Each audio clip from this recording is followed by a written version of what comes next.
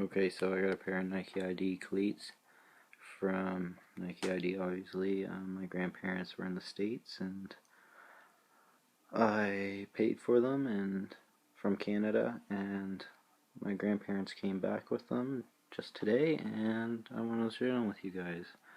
I already opened the box, so I kind of cheated, but I want to show you guys anyways, because this is a different colorway I made by myself. So there's the bag with my name on it,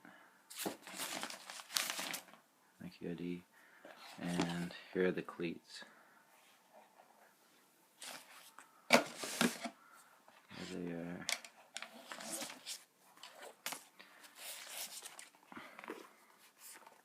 Got my name on it.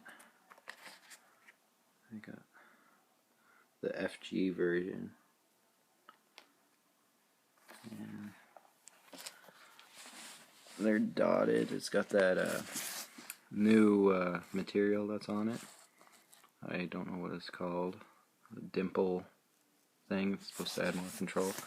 I haven't used them yet. But I will Sunday. If you guys want to know what they were like, then just, comment and tell me what you think.